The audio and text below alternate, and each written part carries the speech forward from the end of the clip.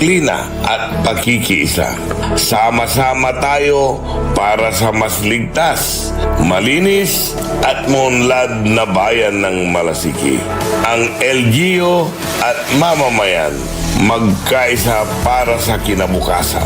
Ako po ang inyong lingkod, Mayor Alfe Soriano ng Bayan ng Malasiki. This is DWJE 88.1 FM Radio Pangasinan, whose sole mission is to inform, to educate, to entertain, delivering to all Pangasinenses news that is true, public service that is sincere, commentary that is fair, and entertainment that is proudly Pangasinense. This is your DWJE 88.1 FM Radio Pangasinan, going beyond just being number one, working towards total domination. Jad Pangasinan, walay saksakaya radio station ya iiyag na Saray Pangasinense. Jad Dagupan, Paborito. Manawa, Paborito! Mangaldan, Paborito. San Fabian, Paborito! Jad San Jacinto, Paborito. Aya, so 88.1 Radyo Pangasinan. Popular sa balita, popular sa musika. Pangasinan Govwaves Network Corporation. Sa Pangasinan, we are the number one pop music station. DWJE 88.1 FM Radyo Pangasinan. Paborito! Paboritong ang kabataan at matatanda. Paboritong pakinggan sa bus, tricycle, jeep at mga opisina. Paborito mo, paborito ko, paborito natin lahat. DWJE 88.1 FM Radyo Pangasinan. Number one pop music station. Paborito! Ang susunod na programa ay rated GP. GP? Ano yun? Garantisadong pampaborito.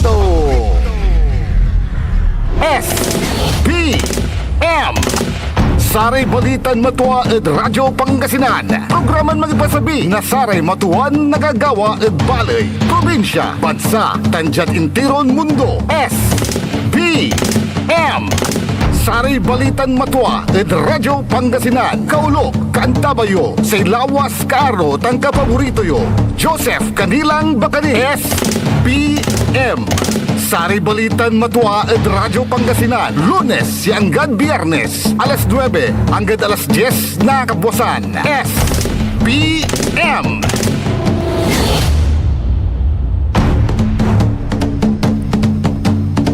Ang basa-basan kabwasan na agaw ng Biyernes Pangasinan, Dagupan.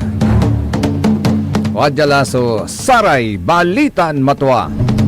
SBM sa kabusol na Saray MBTF managbalitay tilatan fake news. SBM Saray Balitan Matua. Yay pasabi na say lawas yun kaaro kapaborito yo JCB Joseph Kanilang Bakani.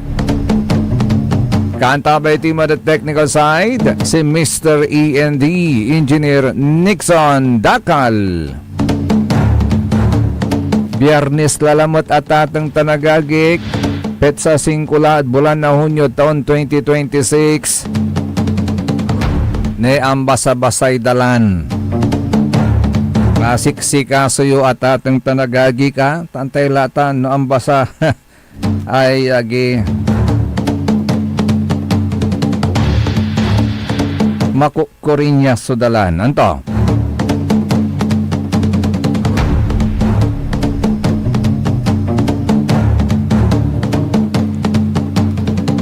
walay naawat tayon balita tatang tanagagik ya manlalapo the International Coalition for Human Rights in the Philippines. Ni ibasakad sa kayo at atong tanagagi ka, so satan niya nalatayon balita, ya sa kwanto di ay, the International Coalition for Human Rights in the Philippines today welcomes the rejection by the United Nations General Assembly of the Marcos Jr. administration bid for one of the non-permanent seats on the council. ICHRP recognizes the role of people's organizations which advocated and launched rallies against the Marcos bid for a seat. Marcos Jr. is indeed the opposite of a peacemaker and instead a pathfinder to disaster for his country and the region. Si Katuyaso statement datatong tanagagik press statement June 3, 2026. Yasay kwanda niya tatong tanagagik, the Philippines lost the bid to Kyrgyzstan, which won 142 votes in the fourth round of voting compared to the Philippines, 49 lang bangat. So nahalaton butos. The Philippines formerly held a Security Council seat in 1980 and 81 under Marcos Sr. during the notorious martial law period, and in 2004 and 2005 during the bloodthirsty administration of Gloria Macapagal Arroyo. Kwanturay statement da jata tanagagikay. When the Philippine bid was launched in December 2023, the Philippine ambassador to the UN claimed that his government was a partner, pathfinder, and peacemaker.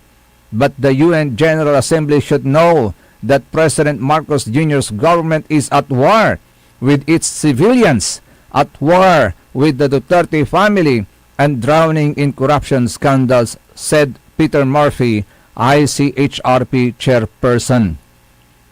The loss of this bid shows the failure of Marcos Jr. to sanitize his family's bad reputation as well as that of his own administration. This poor reputation follows the notoriety of his predecessor, Rodrigo Duterte, now committed to trial for the crime against humanity of murder at the International Criminal Court, Kwanturajay.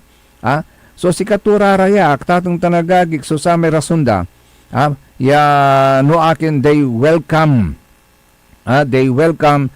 so satay desisyon na United Nation.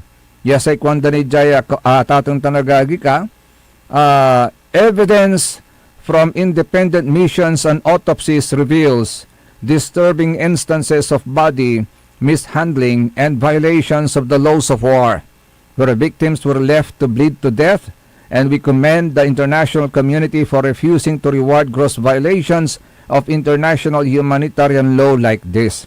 According to data from the Human Rights Alliance Karapatan, from the beginning of the Marcos Jr. presidency up to the end of December 2025, there were 135 cases of extrajudicial killings, 16 cases of enforced disappearances, 826 cases of arbitrary arrest, and a total of 699 political prisoners, of whom 125 were arrested under Marcos Jr. The Philippines is one of the most repressive regimes in the Southeast Asia region. Ay ang bulat ya, repressive kanda tateng tanagagik.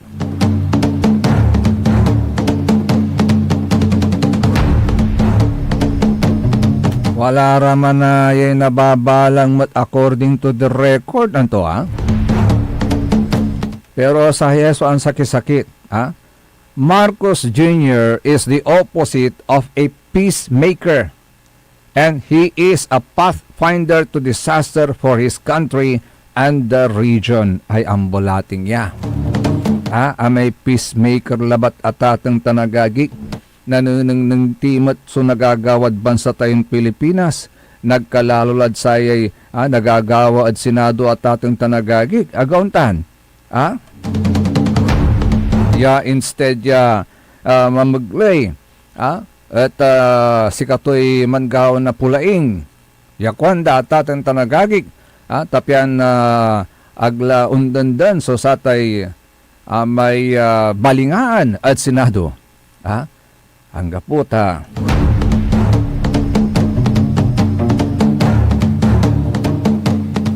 mas lalon undudenden.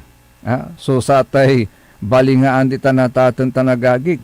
O nanunutan nyo ni, ya wala man so samay ni balikas to, ya magtrabaho na kayo, wala may nanunutan nyo ni atatan tanagagig.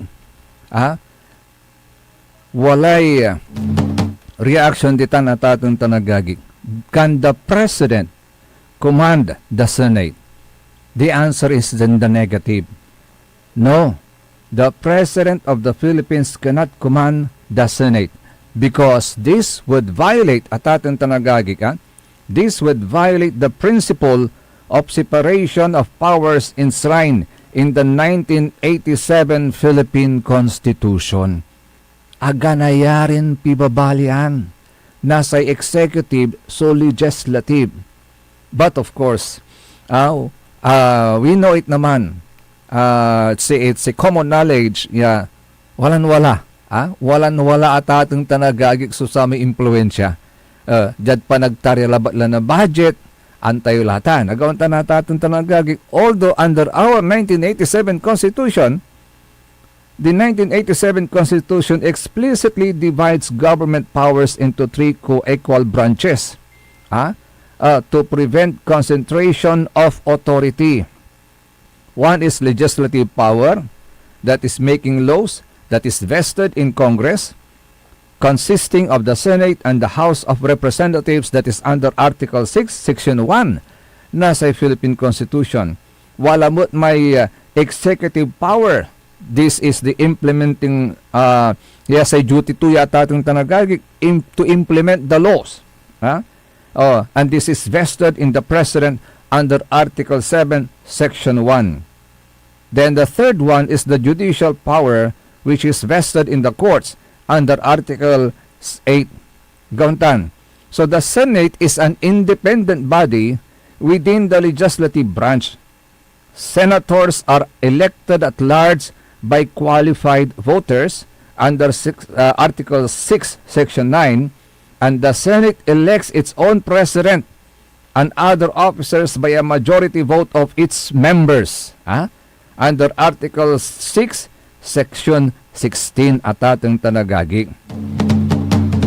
Yano iner, so the Senate President serves as the presiding officer and the chief executive of the Senate with authority over its internal operations, sessions, and administration, not subject to direction by the executive branch.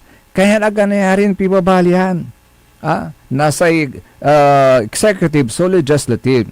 Kasi Philippine jurisprudence and constitutional scholarship emphasize that each branch, the executive, the legislative, and the judicial, is supreme in its own sphere and cannot invade the domain of another.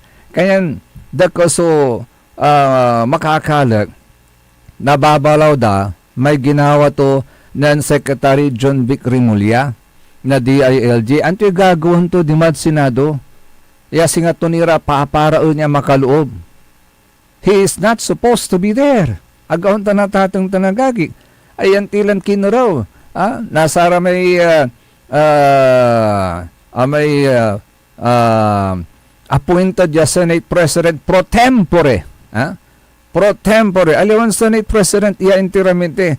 Senate President pro tempore. Ya say gabay ito ibagatan second in command labat. At sa may Senate President. Ya si Senator Alan Peter Cayetano. Malinlinaw ita natatang tanagagi. And sa kwandalante, they are supreme. Each branch of the government is supreme in its own sphere and cannot invade the domain of another. Now, attempts by the executive to direct or command legislative proceedings or leadership would breach this doctrine, potentially leading to constitutional issues or Supreme Court intervention. The Senate's independence is further highlighted by its nationwide elected members who often see themselves as co-equals to the President. So malinlinaw ita na tatong tanagagik. Now, sa legal question again, an malmal tiya pantutungtungan natin, may quorum. Tawala ko ni jurisprudence sa pangibabase anda. Pero, dangalanti pa, so sa may legal ya pananaw, na Attorney Oliva, may idol, dangalanti ita bali-bali sa paliwawa to, at satan, legal nga ba, yung 12 against, ito, pakinggan po natin, si Attorney Oliva. Can 12 senators change the leadership of a 24-member Senate? Under the Constitution, the answer begins with Article 6, Section 16, Paragraph 2. A majority of each house shall constitute a quorum to do business. And in the Senate of 24, majority means 13. That is why Avelino versus Cuenco is being stretched too far. In Avelino, the session had already started. Quorum had already been established. Then there was a walkout.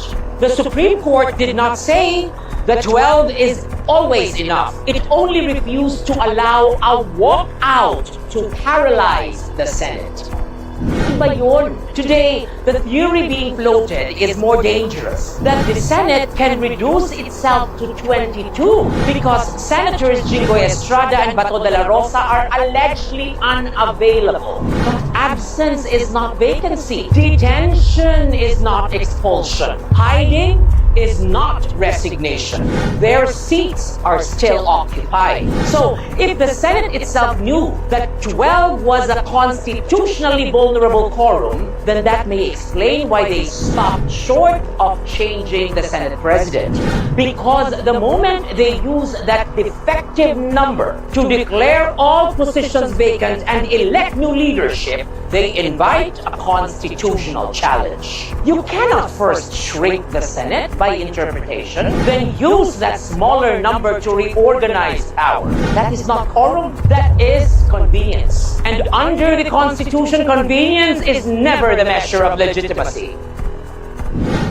Another day, another regal POV. Malinlino man at atang tanagagik, agtilan na pag pantutungtong, dengalan tayo, opinion na sari abogado, wag kay abogado, agkilaman sa salita, nabaingan kilaban, agaon tanatang tanagagik, if you do not have a grasp, at satay, on what the law is, kilaman sa salita, your opinion is your opinion. Pero we cannot bend the law. Agauntahan. Sikato ka akakinad constitution. Mas maong kinisirin ng sabi constitution. Mas knowledgeable kinisirin ng sabi constitution. Our constitution is the highest law of the land. Agauntahan. Sikatutan sunupag at tumbukan tayo. Sikatutan sunupag na napag yan na honor. Sikatutan so may ang tumitawag sa yan po ang magbibigay ng peace and order sa ating bansa. Kaya nga po may batas po tayo Dahil kung may kanya-kanya tayong pananaw, kung may kanya-kanya tayong rason, di anti-pansumpalan tayo namin, aguntan. So, open our minds, open our hearts on what the law says and follow it. Because that's the law. Agaw na natatang tanagagik, si katutang suli. Si katutang babagan na malinlinaw. Sa inaunor, may ibabagan na loy, aliwan sa ating opinion nyo.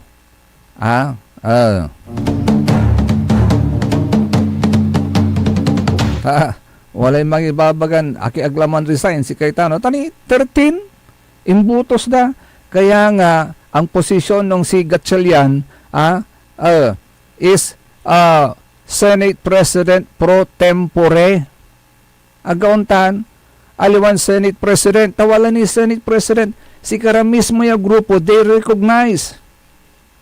Yaganayarin onirong as Senate President, si Gatchalian.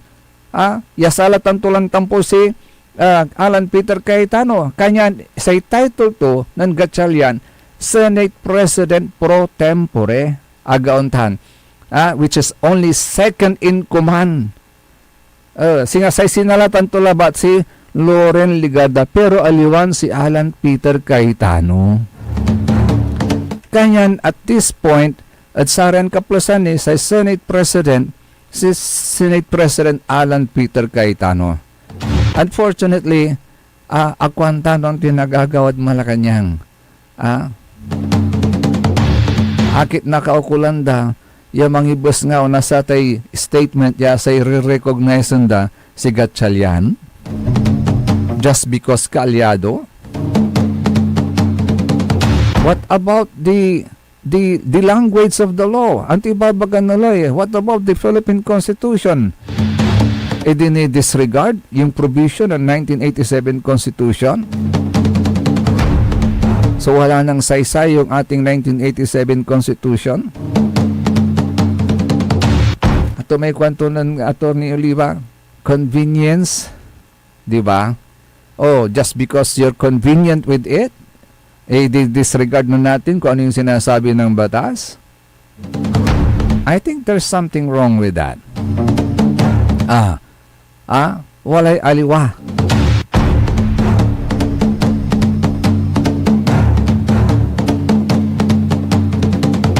Ay, sa advice to lalantinan Senate President Alan Peter Cayetano at Kinan Gatchalian, wait for your time. Wait for your time. There is a time for everything. Say, Kwantot, I did not ask for this. I've been a senator for how many years? For how many terms? I've never been granted this position as Senate President only now. Oh, I waited, Kwanto. Hindi ko grinab. Kaya may meaning yon, may mensahe yon kay Senador Win Gatchalian.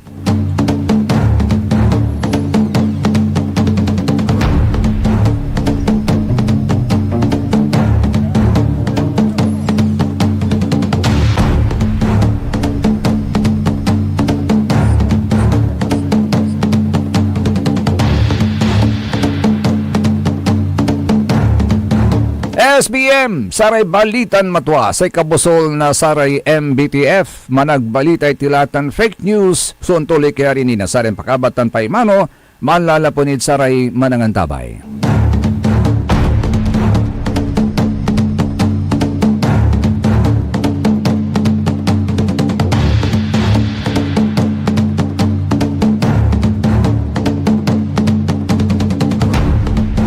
Ang puta-putang Iren Balita. The Senate is under attack. Senate was never under attack. Pero para sa amin na nandito, napakaraming nangyari. I'm talking about ngayon, after those terrible events. Ang puta-putang Iren Sunata. Dami yung...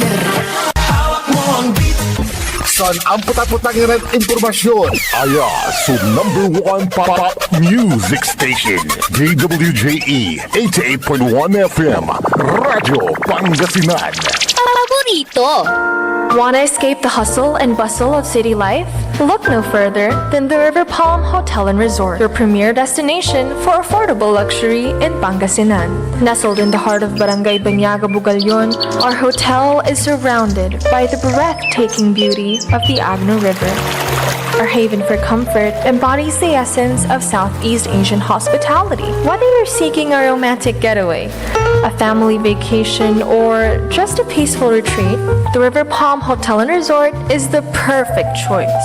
So what are you waiting for? Book a tranquil experience where unforgettable memories are waiting to be made. For reservations and more information, visit our Facebook page, River Palm Hotel and Resort.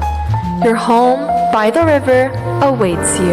Ngayong 2025 ay ang ika-100 taon ng pagbibigay serbisyong pangkalusugan ng Region 1 Medical Center bilang isa ng 1,500-bed capacity na ospital. Mas marami pa ang mapapagaling at buhay na madudugtungan ng ospital di lamang sa Pangasinan kundi sa buong Northern Luzon sa tulong ng 12 accredited residency training programs at 13 active specialty centers nito: Cancer Center, Dermatology Center, Eye Center, Heart Center, Toxicology Center, Burn Care Unit, Center for Mental Health, Acute Stroke Unit, Geriatric Center, Infectious Disease Center, Kidney Transplant Unit, Lung Center at Trauma Center. Patuloy na mangunguna ang R1MC sa pagpapaigting at pagpapaibayo ng dekalidad na healthcare delivery hanggang sa susunod na siglo. 100 years of healing, compassion, and service. Region 1 Medical Center, ang inyong partner sa kalusugan. Region 1, number 1. Asahan po ninyo ang dekalidad na serbisyo sa Region 1 Medical Center at ng Department of Health. Ito po ang inyong lingkod, Dr. Joseph Roland O. Mejia, ang inyong Centennial Medical Center Chief ng R1MC. Sa bagong Pilipinas, bawat buhay mahalaga.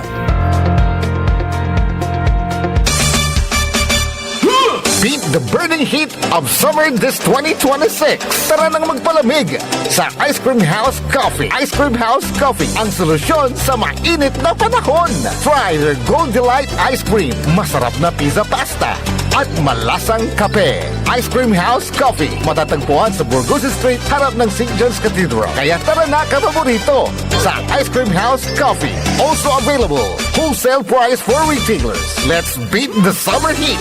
Ice Cream House Coffee. Talaranan sa paboritong herbal ng bayan. E-Karma Health Option. Kaiba sa paboritong doktor, Dr. Glenn Soriano. At programan Early in the Morning. Alas 7 hanggang alas 8 na kabusan. Kada Sabado. Jalaban at paborito yon istasyon. DWJE 88.1 FM. Radyo Pangasinan. E-Karma Health Option. Mare! Kabigla ka naman, Mare, ha? Grabe, gimagana ka. Mari, di mo sinabi na uwi ka pala ng San Carlos. Ay, oo. Namiss ko na kasi dito ang pamilya ko. Ito na palang San Carlos ngayon. Grabe, Mare. Ang laki na ng pinagbago. Siyempre naman, Mari, alam mo ba na dito sa syudad natin, malaki na talagang pagbabago. Mula sa mga infrastruktura, nandiyan na mga konkretong daan at mga bagong pasilidad. Wow! Meron din tayong trending na ayos, kalusugan karavan na nagbibigay ng libreng serbisyong medikal. Palit-palito na! Saka, nandyan din ang mga programang pag-agrikultura para sa ating mga magsasaka. Ay, wow! At higit sa lahat, Maria, ang pagpapanatili ng peace and order ng ating syudad. Perfect! Di lang yan, binibigyan din ng halaga ang kapakanan ng lahat ng tao at pantay na karapatan sa mga serbisyo ng gobyerno. Grabe, Mare! Ang bongga na talaga ng San Carlos. Parang ayoko na bumalik sa ibang bansa. Oo, Mari. Kung ako sa'yo, dito ka na lang sa San Carlos. Dahil sa San Carlos, tunay na subok na ang serbisyong ayos. Mayor Julia Ayer Resuello po, kasama si Vice Mayor Jose Resbox Resuello at ang Sangguniang Panglungsod ay nandito upang umagapay at magserbisyo sa ating minamahal na syudad. San Carlos, maunlad, ligtas at maayos. This is DWJE 88.1 FM Radio Pangasinan, whose sole mission is to inform, to educate, to entertain, delivering to all Pangasinenses news that is true, public service that is sincere, commentary that is fair, and entertainment that is proudly Pangasinense.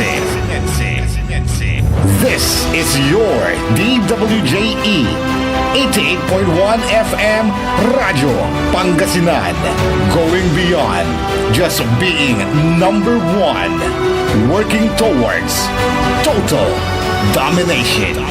Jad Dagupan, walay saksakay ya radio station ya iyayag na saray dagupenyo. Jad mamalingling. Mangin. Paborito. Mayombo. Paborito. Pantal. Paborito. Poblasyon Oeste. Paborito. Tagyat Pugo Chico. Paborito. Bisaya. 88.1 Radyo Pangasinan. Paborito ng kabataan at matatanda. Paboritong pakinggan sa bus, tricycle, jeep at mga opisina. Paborito mo, paborito ko, paborito nating lahat. DWJE 88.1 FM Radyo Pangasinan. DWJE 88.1 FM Radyo Pangasinan.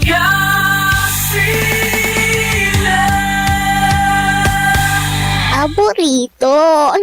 Ang lahat ng opinyon at pananaw sa susunod na bahagi ng programa ay galing sa host anchor at panauhin lamang at hindi pananaw ng mga producers at ng pamunuan ng DWJE Radyo Pangasinan at Pangasinan Gulf Waves Network Corporation. SBM Saray Balitan Matua ed Radyo Pangasinan. Programan magipasabi na saray matuan nagagawa ed balay, probinsya, bansa, tanjat intiron mundo. SBM Saray Balitan Matua ed Radyo Pangasinan. Kaulok, Kantabayo, say lawas kaaro tang kapaborito yo.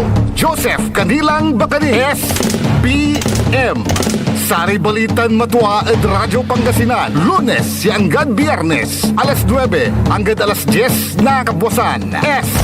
SBM SBM is brought to you by Mars Restaurant, Galila, Mangantila, and Mars Restaurant. Matatagpuan sa Rufinas Square, Binmaloy, Pangasinan, just along the highway near Dagupan City. A perfect venue for a dinner date. Mars Restaurant. Come hungry, live happy. Lumaban ka bayan, kung binmali, may pag-asa pa para bumangon at magkaisa. Tumindig ka bayan, kung binmali, hawak kamay nating harapin ang maayos na bukas at ihatid ang serbisyong agad maaasahan. O bayan, kung sinilangan, hindi ka nag-iisa, hindi ka iiwanan, ika'y sasamahan magpakailanman. Mahal kita, o bayan, kung binmali hanggang sa dulo ng walang hanggan. Tuloy-tuloy sa Saray Balitan Matua. SBM sa ikabusol na Saray MBTF managbalitay tilatan fake news. Wala tilad mikadwan tekap plik na ibinmalay. Alas 9:35 latatang tanagagi kalukan tabi ni siyempre sa lawas yun kaaro kapaborito yo JCB Joseph Kanilang Bakani. Isingit ko pala batlay at tatang tanagagi kay ta even the Senate pro tempore, yung position na President pro tempore, kini-question na rin. Kasi the Constitution is clear. The Senate President must be elected by a majority vote of all its members. The rules of the Senate is even more instructive. The same majority vote requirement applies to all Senate officers, including the Senate President pro tempore, Senate Secretary, and Sergeant at Arms. If votes were not enough to elect a Senate President, how can the same votes be enough to elect any other Senate officer?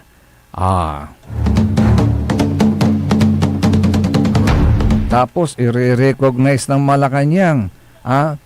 Paano tuman tabugos balot considered as bukos man naman bilang under the Constitution, nagkaunta na tatang tanagagik. Ay, pero jad bali na binmalay, walay masalimut ya issue natin ditan. Ditan at bali na binmalay. At Engineer Nixon, pipawil mo pa making kway. May tuy tawag dad sayay. Ipawil mo may messenger ko, tani apindot ko at limbad messenger na Engineer Nixon. Kulan mo. Iki mo pa may messenger ko sa tapen na lukas ang kumay. Issue di tanay at binmali ta walay balbalag ya concern natin ditan. Nung nanunutan nyo at ating tanagagik, wala may ginawa dan reclassification na sa kaya dalin dito sa kaya party na lugar ditan at bali na binmalay ya walay pasada ya walay mana-apply ya mangi put up na sa kaya singa cemetery wan to but it is along tawag to yay the shoreline along the baywalk at atong tanagagik at nung nanunutan ko ng saman at atan man sumalmalat ya kinuntra ng former councilor Konsi Buday agaon tanatatang tanagagik at noong na pawilan timan wala man so sa may singa stanto ditan kwantan it's a resolution ubat to sa tanatatang tanagagik ya may agto aabulo yan she is not in may tawag to yata ating tanagagig may singa walay ko'y questionin to may proseso she is questioning the process ta walay singa aliwa ay aga atumbok at ating tanagagig. Thank you galing. Thank you Sir Nixon, ang galing mo talaga. Pasensya ka la. Okay. So, niya tatang tanagagik So, sa may amay standitan na former councilor Aurora Jane Buday Zabala Kagawan nubasan ko enteramente ito SBM Aurora Jane Buday Zabala Kagawan would like to submit my position paper regarding my observations relative to an agenda in the regular session dated November 19, 2024 that was withdrawn and amended later by the committee that is pertaining to resolution approving the issuance of preliminary approval and local clearance and the development permit at sa kaya Memorial Park tinibitla na tatang tanagagik ditan at party na Baybay Lopez. At sa kwanto jaya tatang tanagagik the office of the Sangguniang Bayan received a letter of urgency from the office of the local chief executive requesting a resolution approving the issuance of development permit at sayan kumpanya tatang tanagagik to construct, operate, and maintain a memorial park at sa atang lugar. Natan sa kwanto, during our regular session on that same attention or on that same afternoon, to accommodate the urgency of the local chief executive, the House rules were suspended and a committee hearing was conducted by the different respective committee of the Sangguniang Bayan. Natanatatang tanagagik, saray may questions to niya the members of the Sangguniang Bayan were not given ample or adequate time to review the Z measure.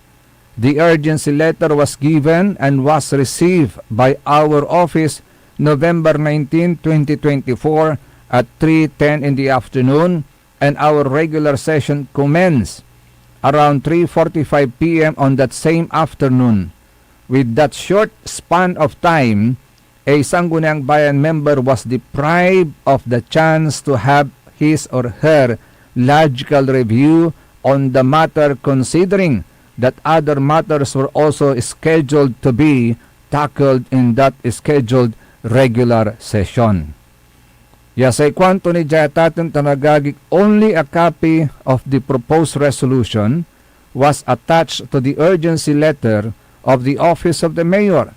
No other documents were attached for review prior to the committee hearing. As mentioned in the submitted draft resolution, there should also be attached favorable recommendations through issuances of certifications for review.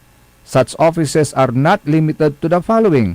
Binibitla to iraramay departments, Municipal Planning and Development Office, Municipal Agriculturist through the Municipal Agriculture Office, Municipal Zoning Office through the Municipal Engineering Office and the Municipal Assessor's Office. No, sa kwanto niya tatong tanagagi. Ang gapoy checklist, no checklist was given and presented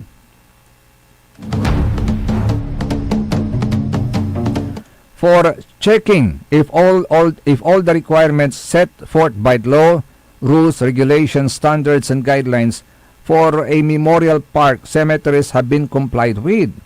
The checklist is an important procedure in making sure that the proponent is overall compliant with all requirements and is already in conformity for proper legislative action and measures that can be provided by our office.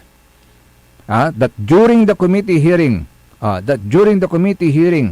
representatives from that company were present, but not all resource persons offices that should be giving technical assistance were present. Wala rin binibit latulabat. Only the persons attended niya ini. Municipal Administrator, MPDC Head, Coordinator, Department Head, and Architect. Sa kayo Architect atatang tanagagi. So the following were realized during the committee hearing. What we should be having first is the legislative action to draft and approve a resolution for preliminary approval and locational clearance, rather than what we have received in the urgency letter of the local chief executive pertaining to request for resolution approving the issuance of development permit to Mount Zion Incorporated to construct, operate, and maintain a memorial park in Barangay Baybay Lopez, Binmali, Pangasinan. Say kwanto di tanatatin tanagagi. At say ibubas nga itong objections to ng former Councilor Buday Saya, the representatives from that company expressed that they are still lacking a crucial document, which is the certification from the Department of Health. This lead them to suggest that they will be having a memorandum of undertaking with the LGU Binmali because they are still in the process of obtaining the said document. Kwanto jata tanagagi. So, it is to take note that this is the first reclassification that our LGU and the Sangguniang Bayan is executing. Thus, we must practice due diligence and must not resort by railroading, making sure that the matter at hand is being handled thoroughly and thoughtfully and carefully. We have to always take into account that when implementing measures towards local development, we must not sacrifice or compromise the general welfare of the municipality and our constituents.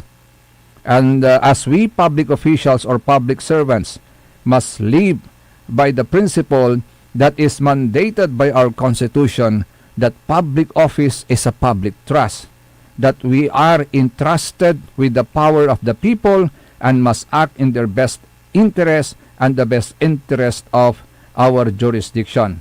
Therefore, the undersigned distinctly chooses to inhibit in this measure, taking into account the above-mentioned justifications and not limited to, and is willfully submitting this position paper, citing the observations for it to be on record and for the information and perusal of our office. Thank you. Very truly yours, SBM Aurora Jean Buday Zabala Kagawan, Municipal Councilor. Imbasa ti atatong tanagagik ta at sa rin kaplusan, walay may reklamo, yain sigap da kontra ed LGU Binmali lapod satay reclassification.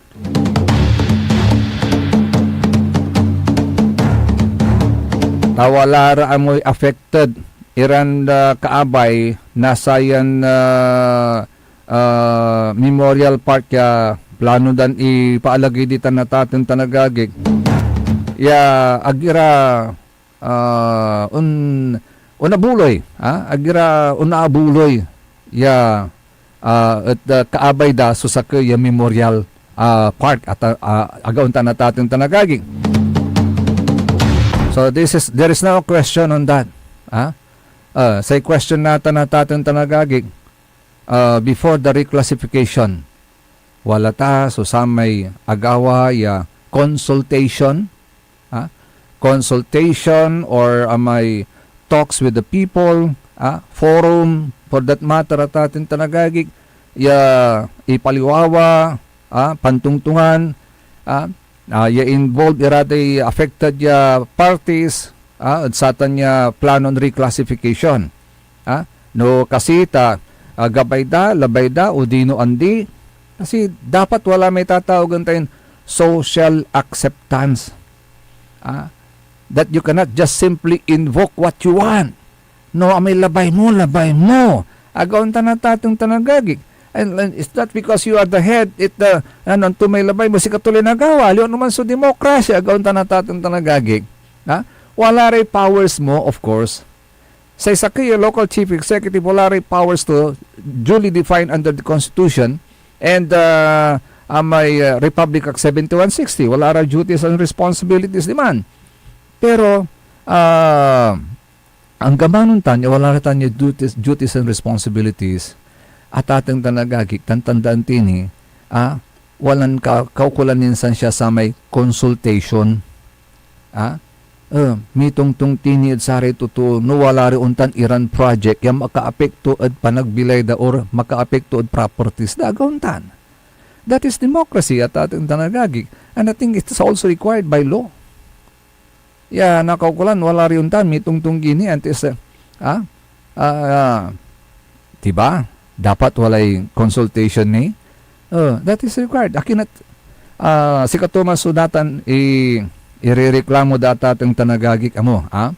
Akinat, singa the LGU, on its own, decided na to go with that reclassification amo. Anto sing ontan so sa may punto na sa may reklamo data itong tanagagik, akinat untan sa agawa.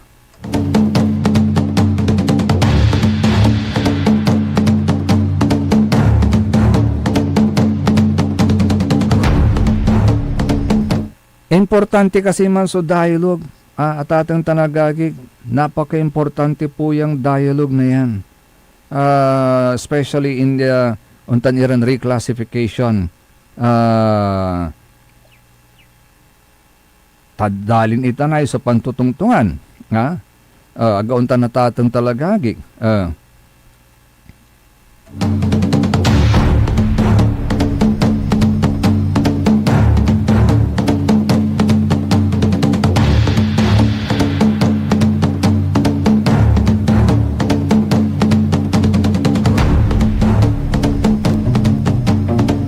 So hindi pwede yung tapod-labay mo, si katuiga gusto mo because you are ikaw lang makakapag-decide. Hindi po ganon. Public dialogue or public hearings or consultation plays a mandatory and central role in land reclassification under Philippine law, particularly for agricultural lands. It ensures transparency, stakeholder participation, due process, and alignment with public interest in land use planning. Ano po ang legal basis po niyan? The primary legal foundation is Section 20 of Republic Act Number 7160 or the Local Government Code of 1991. It states that a city or municipality may reclassify agricultural lands through an ordinance passed by the Sanggunian local legislative body after conducting public hearings for the purpose. Reclassification is allowed in specific cases when the land ceases to be economically feasible and sound for agricultural purposes as determined by the Department of Agriculture, where the land has substantially greater economic value for residential, commercial, or industrial purposes as determined by the Sanggunian.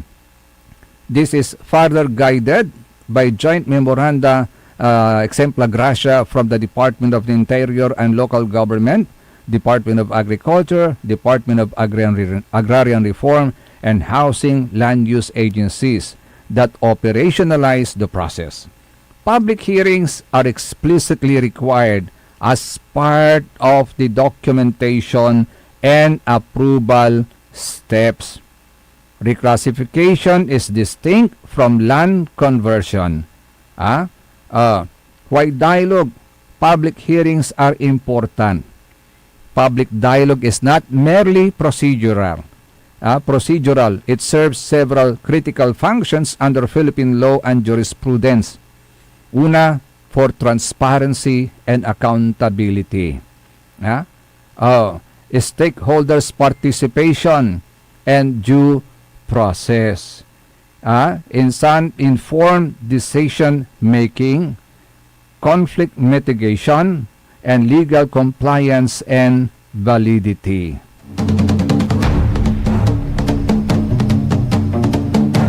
So napaka-importante po mga bagay nito before we can proceed. Because under Philippine law, in summary, dialogue via public hearing is a statutory prerequisite for valid reclassification of agricultural lands. It upholds democratic governance, protects vulnerable sectors like farmers, and ensures decisions are balanced and evidence-based. Non-compliance can render the process legally defective. Sikatutan sunod pagyapan alwaran tayo at atang tanagagi kagauntan.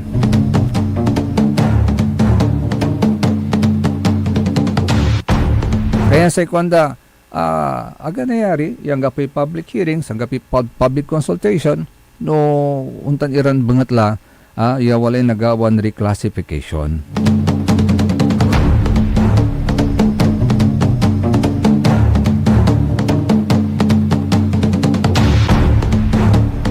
Hello and good morning. Pasensya kila. Tagta kayo nanungnang adkin. Tani ang gapoy ako nanungnang may message sila tatang tanagagik pasensya kila ko nabasa no ang turara tayo message yo. But anyway, hello and good morning sa mga single ladies sa Barangay Basing. Si Nana Bihing, Nana Kunching, Nana Perla, aka Doktora, si Kagawad Esperanza. And of course kay Madam Emma Alipio, the Kaplasan niya, Presidente na Senior Citizen at Barangay Basing. Tan si Madam Laurita Basa Sandoval, si former President na sa Senior Citizen, di Tanad Barangay Basing. Good morning. Tan siyempre, si Madam Ja. Madam Ja, good morning.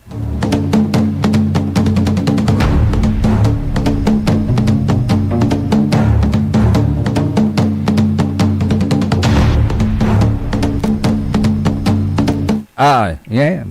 Hello, Madam Emma. Good morning.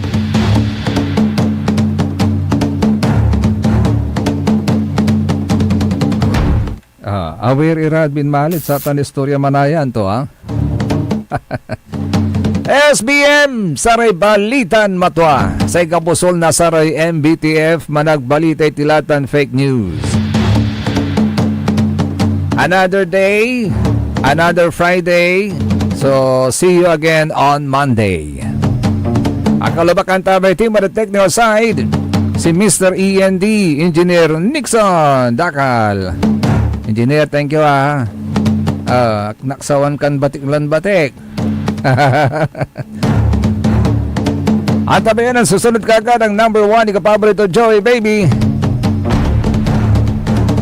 Dito lamang sa number 1 pop news station ng lalawigan ng Pangasinan, DWJE 88.1 FM Radio Pangasinan, paborito. Lumaban ka bayan, kung di mali, may pag-asa pa para bumangon at magkaisa. Tumindig ka bayan, kung di mali, hawak kamay nating harapin ang maayos na bukas at ihatid ang serbisyong agad maaasahan.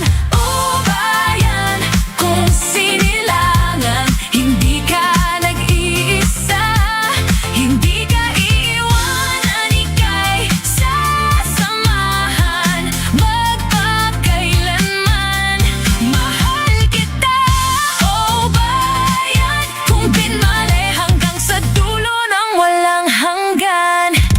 SBM Saray Balitan Matwa ed Radyo Pangasinan. Programan magipasabi na saray matuan nagagawa ed balay. Probinsya, bansa, tanjat intiron mundo. SBM Saray Balitan Matwa ed Radyo Pangasinan. Kaulok, Kantabayo, say lawas kaaro tang kapaborito yo. Joseph Kanilang Bakani. SBM Saray Balitan Matwa ed Radyo Pangasinan. Lunes hanggang Biyernes, alas 9 hanggang alas 10 na kapuasan. SBM Kapaborito, merienda la, alas 10 la. Time check was brought to you by San Carlos City Mayor Julier Ayoy Rosuelio. San Carlos City, maunlad, ligtas at